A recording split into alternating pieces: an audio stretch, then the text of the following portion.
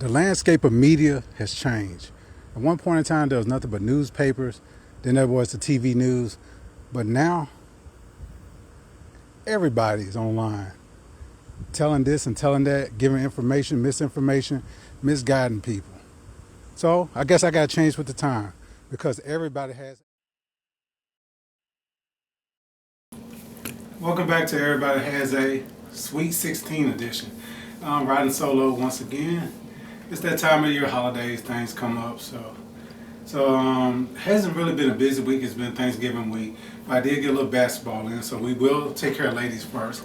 Got a chance to see the Lady Trojans against Hardin Academy. Now, the special treat about this game on Hardin Academy sideline was the alumnus of Millington Central High, class of 2004, Michelle Malone. Now, I'm getting so old, her daughter is coaching with her as an assistant, coaching some of the younger girls at Hardin. And her cousin, Whitney Cunningham, she's coaching with her. So it's like a family affair. She earned her first win against her alma mater in I think it was 40-35 victory. Millington made a furious comeback.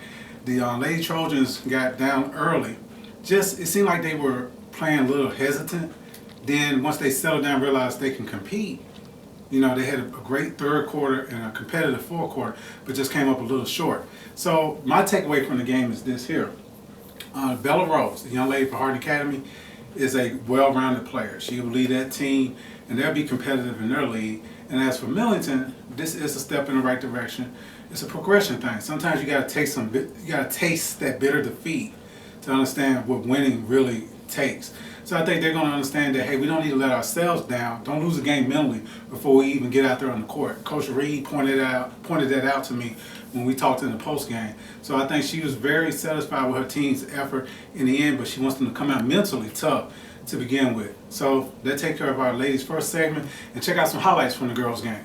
Fresh new styles, Jack Blood on the beat. A little bit, can't crave a little bit of beat.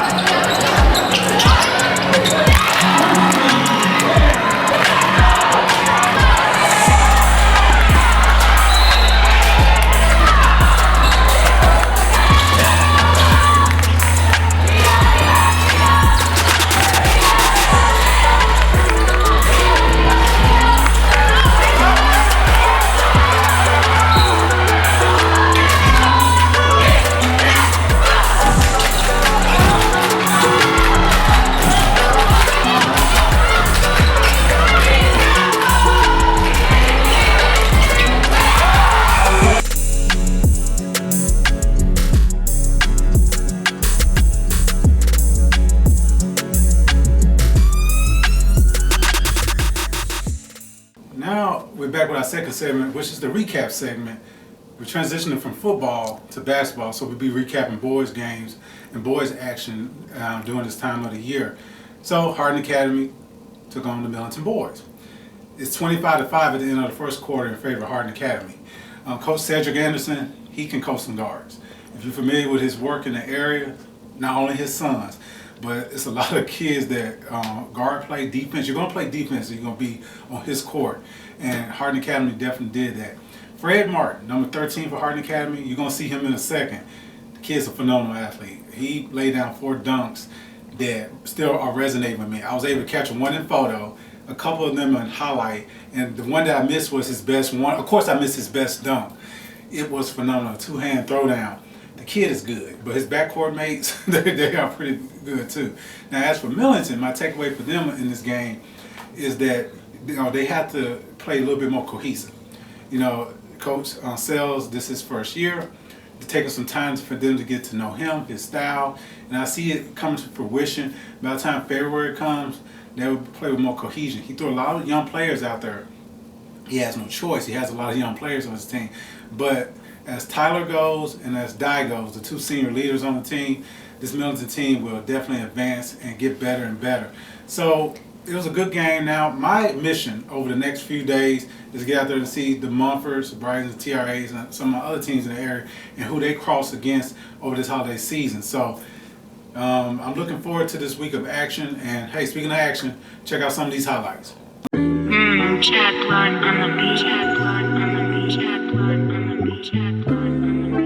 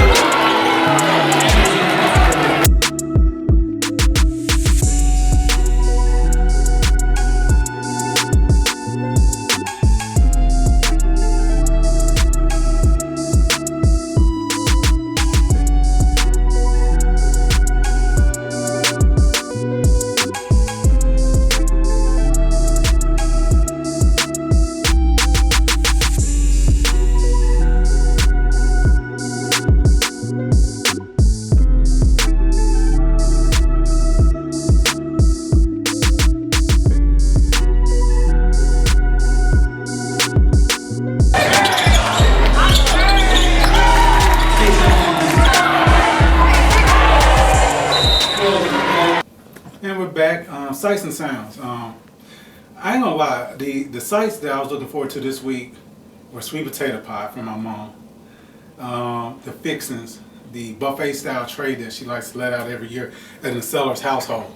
The sounds that I wanted to hear were me eating, me munching, and maybe some football on TV.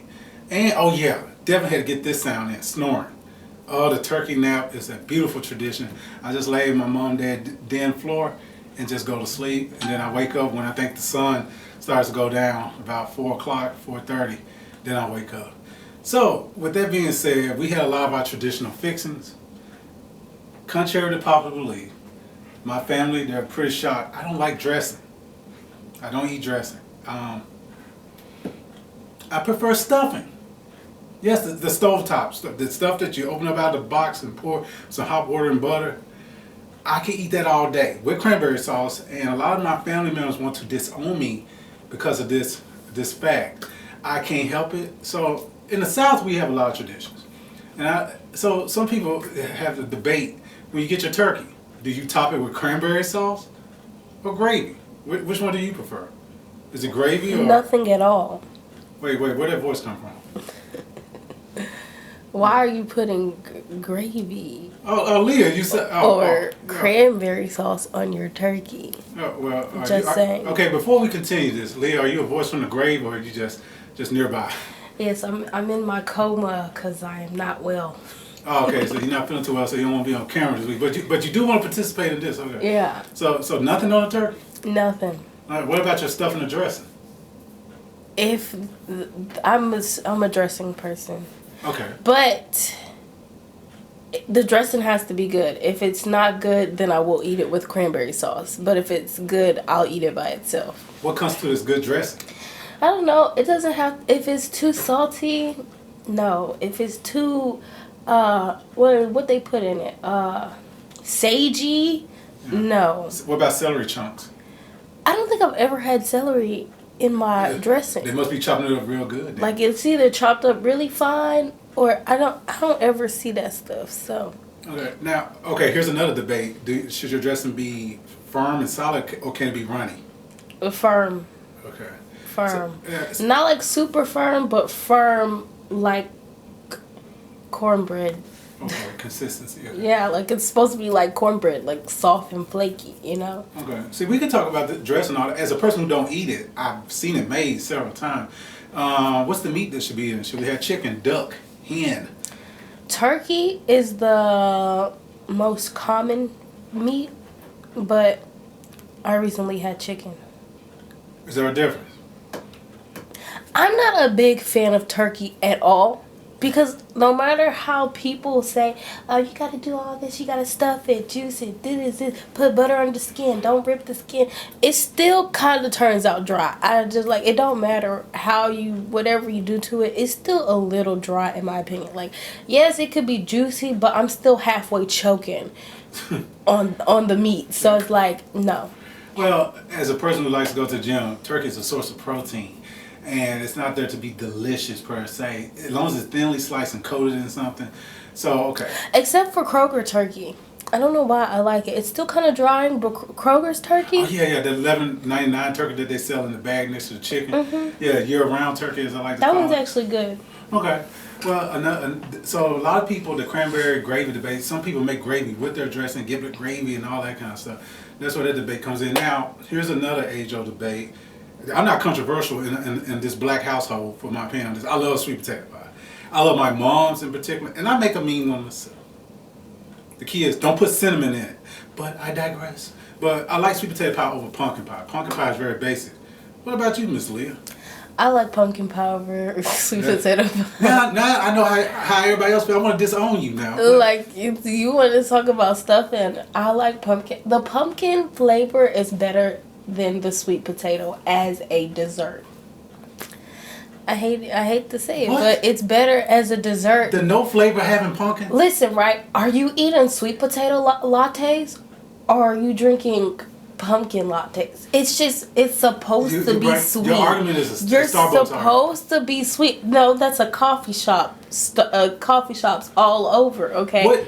pumpkin, it's just good. There's pumpkin in the spice, name. all that stuff. It's just It's in the name. That, Sweet potato. Sweet potato. but the sweet potato ain't sweet by itself. And the pumpkin ain't sweet either. Okay, but it's just, it goes better with One's sugar. a decoration. One goes One's better an with ornament. sugar than the other. I'm just saying. No, I can't agree with you on this. Okay, because I even prefer banana pudding over sweet potato pie.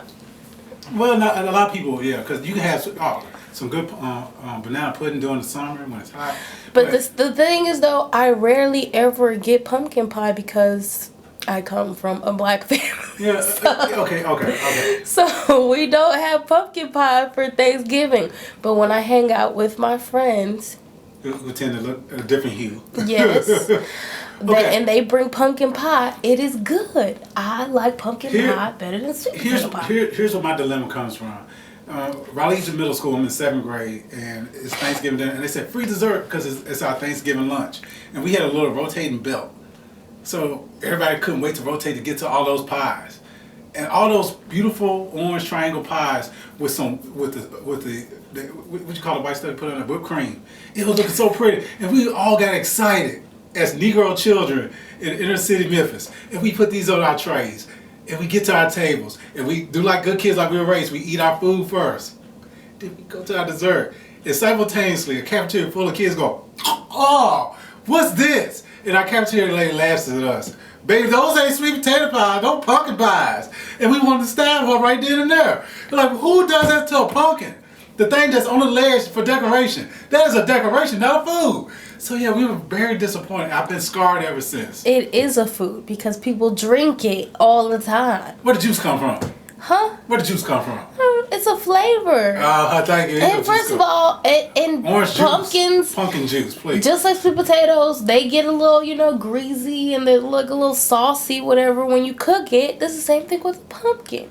I'm just saying pumpkin goes better with sugar than sweet potatoes, in my opinion. Me. Okay. Because, also I want to just say, I forgot what I wanted to say. But Well, to end this segment real quick, the last the debate. people that you had did not make the pumpkin pie right. That's what I They wanted opened to up a say. can and poured it into the crust. That's all I did. That's all you gotta do. You put flavor to it. You add They opened up a sugar. can. No. That's all they did. No, Okay. you open up actual It's an art pumpkin. form making sweet potato pie. So last question, Boo. last debate. For your starch, do you want macaroni and cheese or do you want some form of mashed potato? I think it's obvious my answer. I mean, if you know me as a cheese connoisseur, okay? You can put cheese on your mashed potato. Eat, breathe, sleep cheese, right? Love cheese. So some smoked Gouda over some macaroni and cheese. Yeah. Please, if you make macaroni and cheese, okay, put some smoked Gouda or some smoked cheddar, and you have to add smoked paprika to it.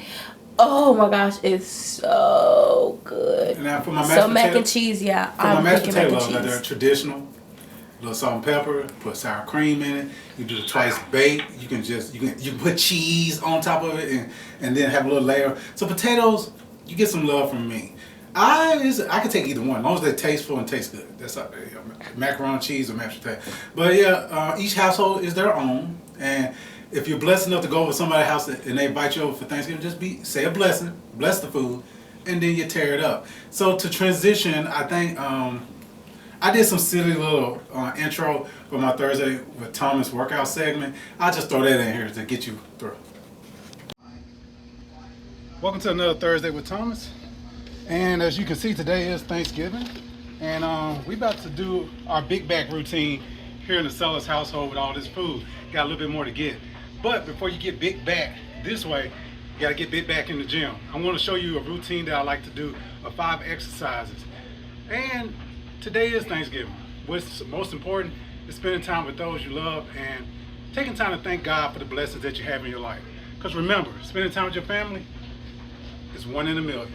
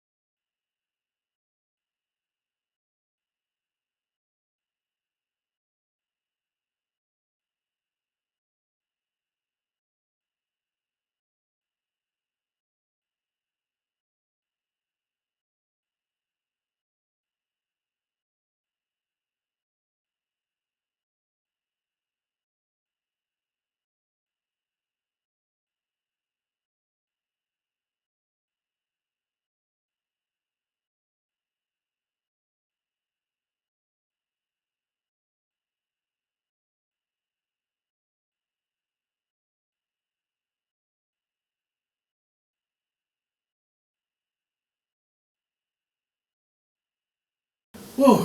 And I'm back. And did y'all see my back in the look? Okay, just forget it. But I hope we all. Where did that sound come from? Yeah, who asked for that opinion? We supposed to cheer that back, yeah. But as I digress, speaking of back, our boy next Fulton, TRA, he's heading back to Mr. Football December the 9th. Yep, up in Nashville, up there at Nissan Stadium.